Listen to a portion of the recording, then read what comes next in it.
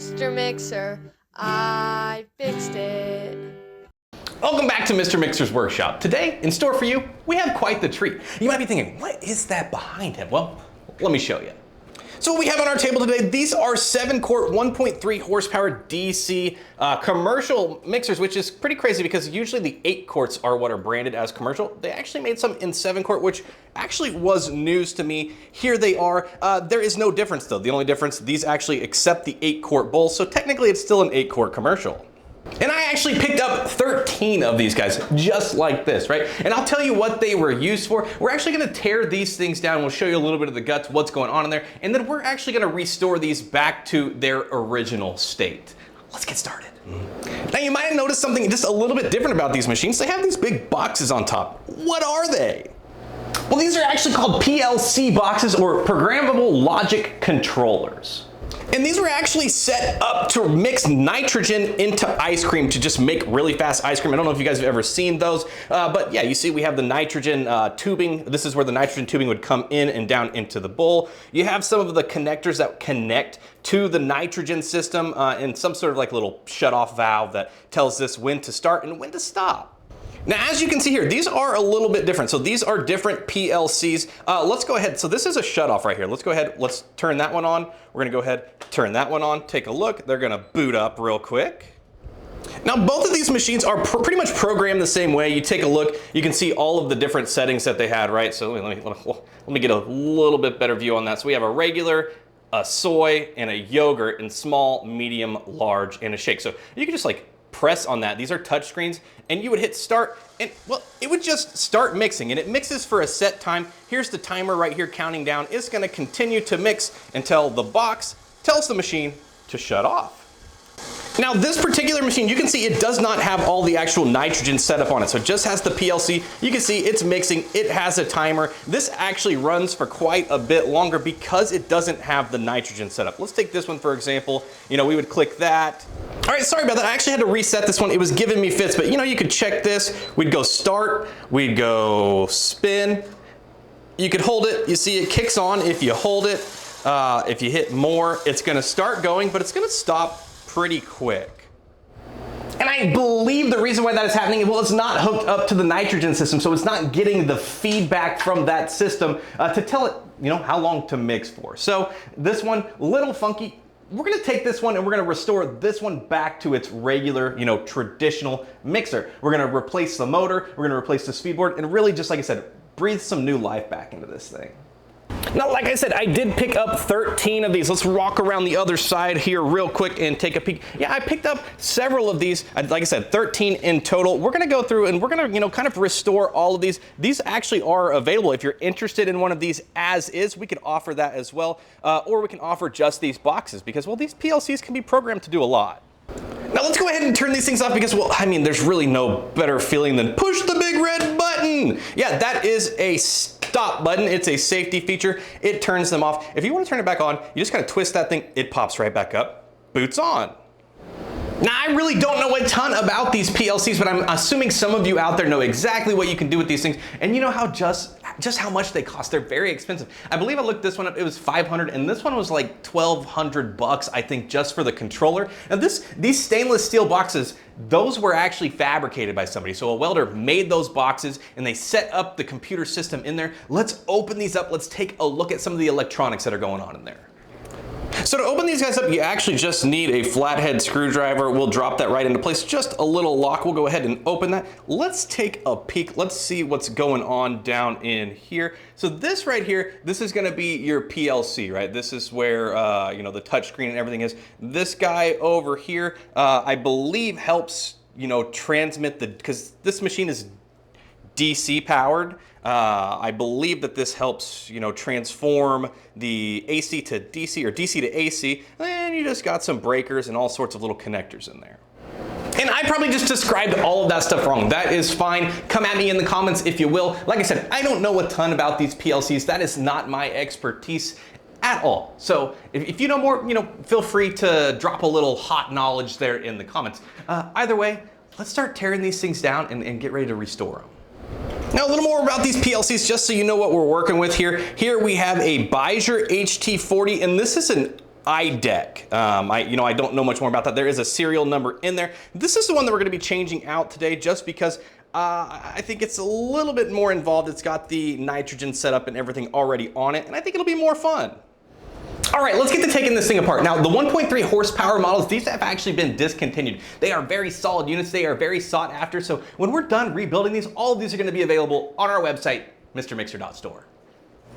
Now, to be quite frank, I haven't messed with these, so I don't know exactly how they are assembled. So we're going to be learning together today. Looks like to start, we just have some, threaded fittings here. We're just going to go ahead. We're going to remove those. Those look like they should just loosen up and pull away from this machine. Yeah, just like that. And we're going to hit this one as well. There we go.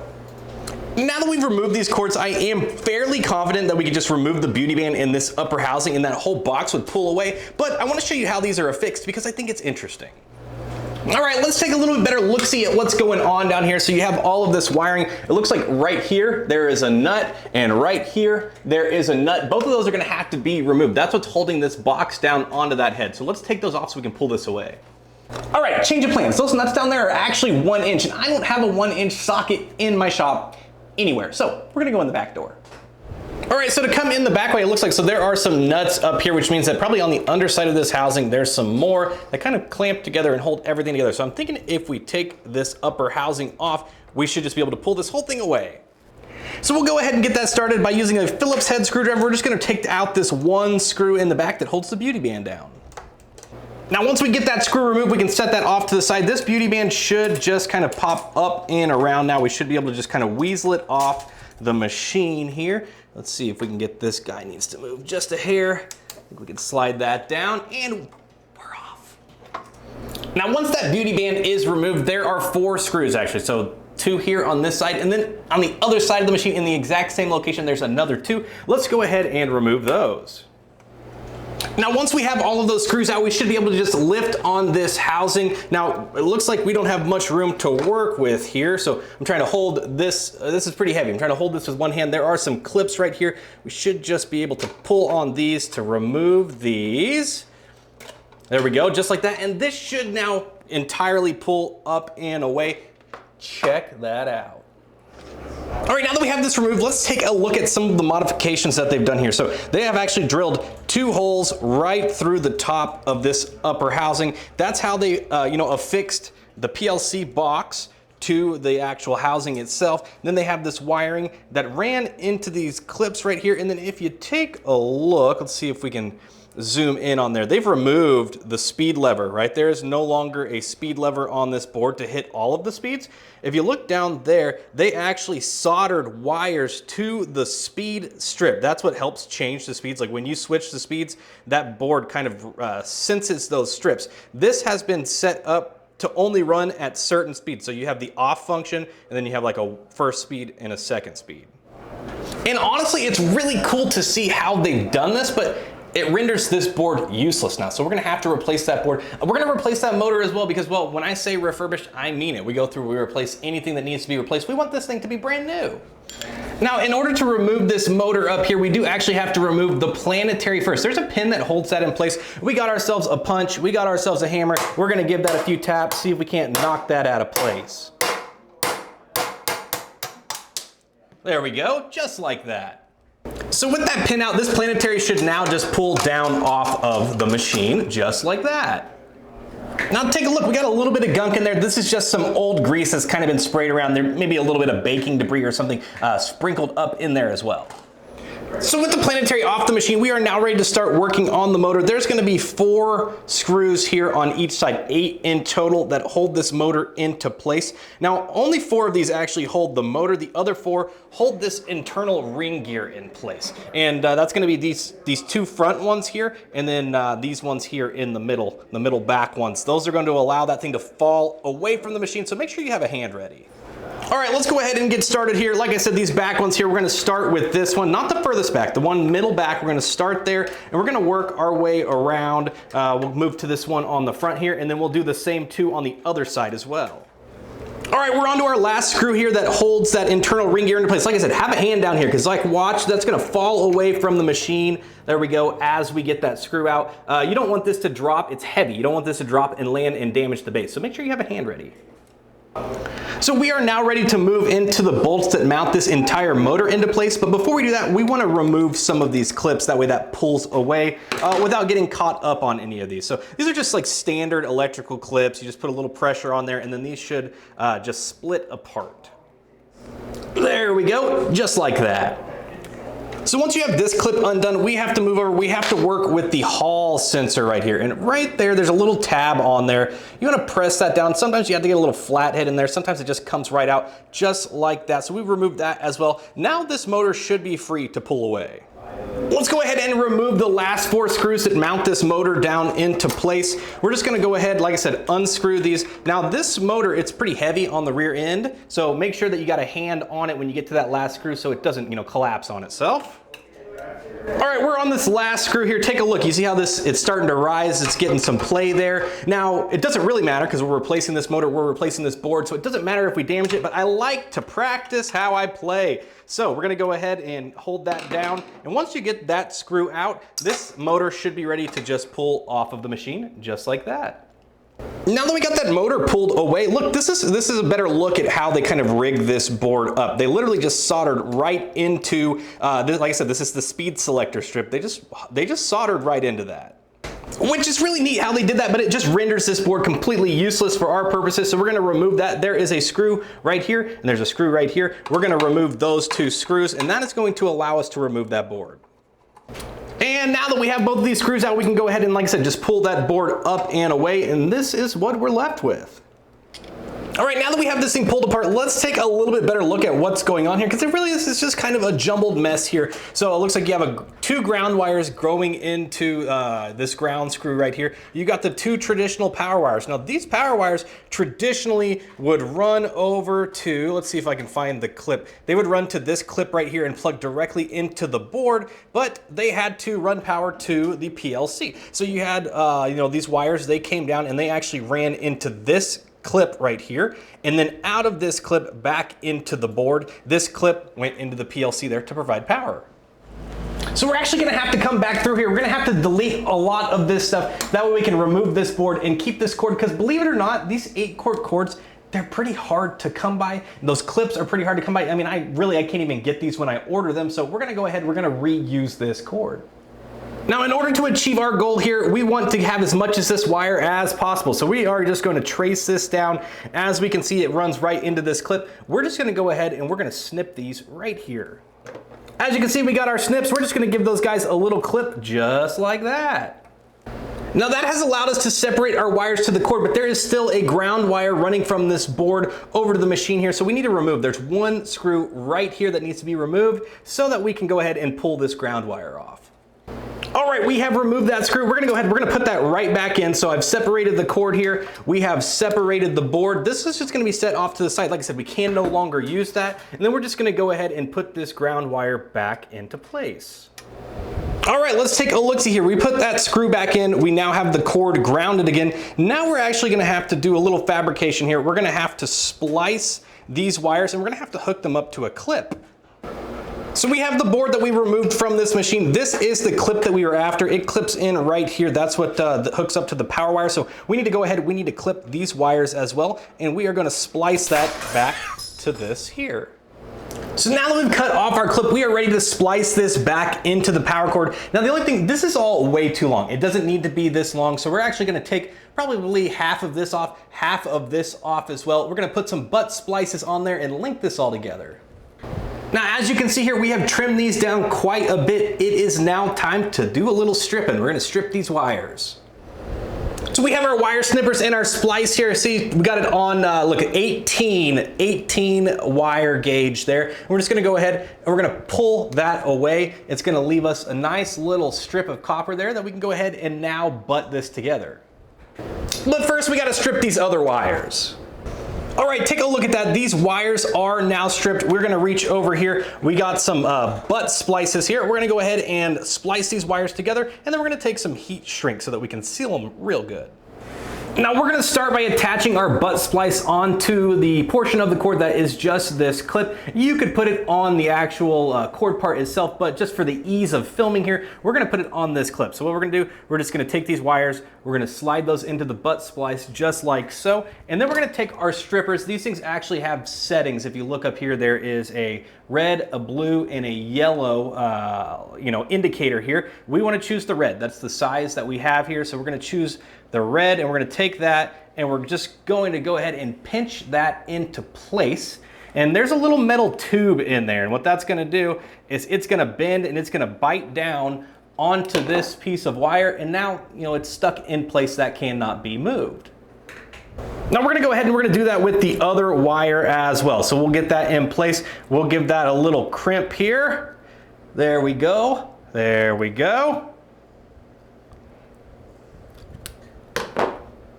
And just like that, she's snug. All right, so now that we have our butt splices in place here, we need to go ahead, we need to put this heat shrink on because, well, if you splice these together, there's no way to get this on. So let's go ahead, let's slide these over these wires just like that and get these down into place. And now we're ready to splice those two other wires from the cord onto these wires. Now, one thing we definitely want to make sure of when we're putting these things, splicing these together, we want the white to the white and the black to the black. So let's go ahead, let's get these two white wires linked together here. There we go, we'll give that a little crimp.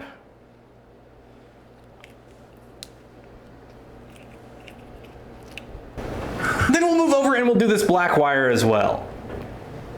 Now, when I'm done splicing these together, I always like to give them a nice little tug just to make sure that they are secure. It doesn't, it does matter, but it doesn't because we're actually gonna come back through here. This is heat shrink. So we're gonna hit this with a heat gun and it's gonna vacuum down real tight and just seal all of this into place. Now, generally, I don't like to get controversial, but this conversation's about to get heated. All right, so take a look. We got our heat gun. We're gonna go ahead and turn this on. That's gonna get nice and glowing hot. This is gonna blow some really hot air, and we're just gonna hold that over the heat shrink. Take a look. That's gonna start to kind of shrivel. You see it shriveling down. Now, we don't wanna burn any of our wires or anything here, so you wanna make sure that you're just keeping it over the heat shrink, and eventually, like I said, it's just gonna start sucking down and sealing everything into place. All right, take a look. You can see that that has shrunk to the size of the cord. It is on there nice and tight. We're gonna go ahead and do the same on this black wire as well. There we go, take a look at that. These are nice and secure. All right, at this point, we've done most of the hard stuff. We got that cord put back together. Now we just gotta get new parts. So we gotta get a new board and we gotta get a new motor. So I'm gonna go grab that.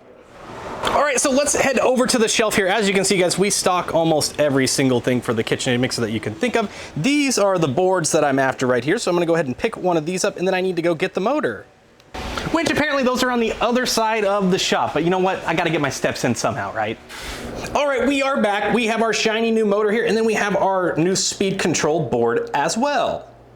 But before we reinstall this, we want to take a look. We want to make sure, I like to do my due diligence. So I'm going to inspect. We're going to clean all of this off. These screws here, I want to pay close attention to those. I want to make sure that those are nice and tight. I want to make sure that that screw is tight. Make sure that there's no cracks here in this arm lift assembly right here. Because, if those crack and fail, it'll make it to where you can no longer raise the machine up and down. You see how that functions? So we want to check, make sure that that is all functioning properly. Because, well, if it's not, you'd have to take this whole thing back apart.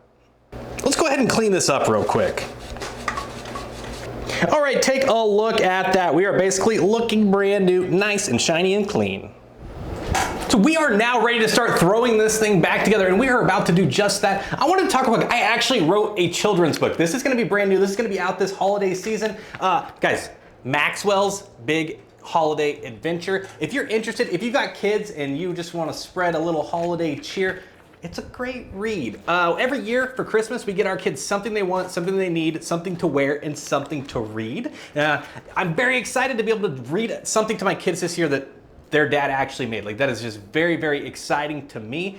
This thing is gonna be like a legitimate book. This is just the rough draft here, right? We haven't even, we're about to send this into publishing, but these are gonna be in for the holiday season, and I think it'll be a great addition to add to your child's book collection. Or maybe just for yourself. It is a fun little read.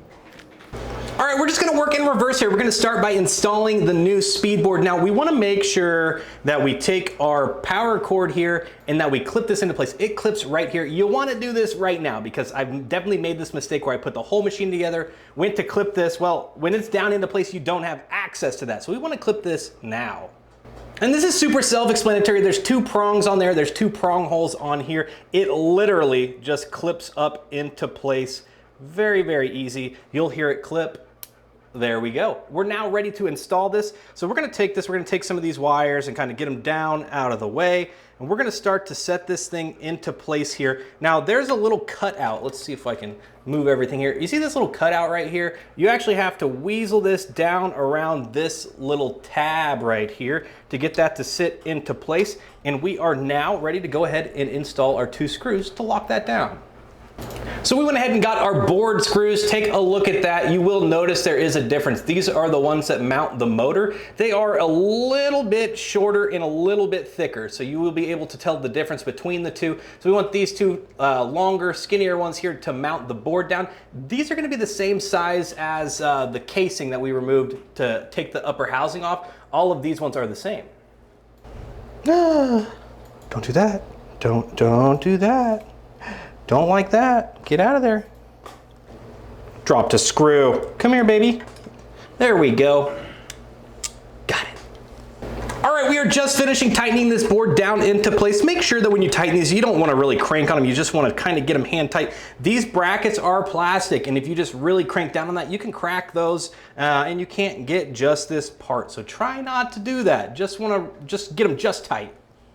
All right, we are now ready to go ahead and drop this motor into place. We want to take our hall sensor wire here. We're going to move this over here to the side with our speed lever, and we're going to go ahead and we're just going to drop this motor down into place. Now there are here a few mounting studs here, and there's holes that those line up with. So we're just going to drop that down into there.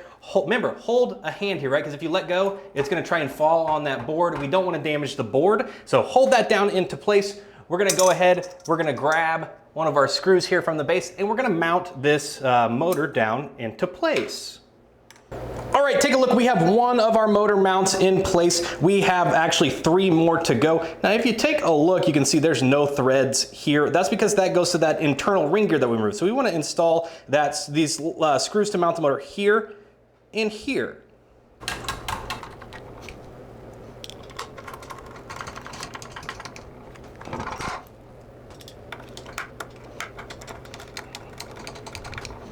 Now we do want to make sure to get these really nice and tight. We do not want these to loosen back up, so get these really as tight as you can by hand. All right, so now that we have our 4 screws in place that are mounting this motor down, we want to go ahead, we want to take this hall sensor, we want to clip this into place. You can see right there, there's a nice little cutout. You can see this has a clip on that side, so we just want to come up and around, and we're going to drop that down into place here, and you will hear that click. There we go. All right, so we now have our speed board mounted, we have our motor mounted into place. This is a good time. We wanna go ahead, we're gonna plug this thing in and make sure that that functions and switches speeds because, well, we don't wanna put the whole thing back together before we test it. Otherwise, if it doesn't work, we're taking the whole thing apart again.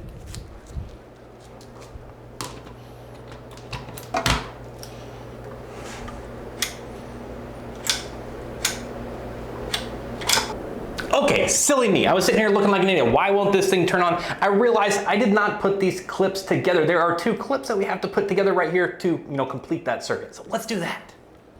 All right, here are those clips that I was talking about. We're literally just gonna click those into place just like that. Make sure, yep, got a nice tight fit. Now we can turn it on. All right, the moment of truth. Let's test it. Oh yeah, you can barely hear this thing running. These machines are extremely quiet. Yeah, hitting all speeds. Gosh, he's running like a top. All right, now that we've tested for power and function, it's about time to install this ring gear, but we do want to get up here. There's just a lot of gunk up in there, so we want to get up here. We're gonna clean all of this out. Like I said, I want these things to be like new when they get to their next owner. There we go, take a look at that. That is looking nice and shiny in there. Let's go ahead, let's get ready to install this internal ring gear. Now this gear does install in a specific fashion. You see these little cutouts right here. It installs just, going to go up just like that, because if we look up in here, you can see these little guide posts right here, that those are gonna have to go up and over, and then our screws are gonna come down and mount that into place. Let's do it. All right, so we're gonna take this ring gear, we're gonna push that up into place, and then we're gonna go ahead, we're gonna take a mounting bolt and mount that down.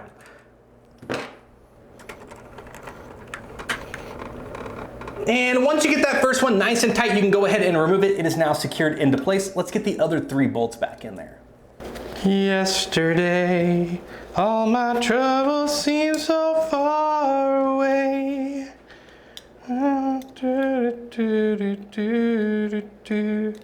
Oh, I believe in yesterday.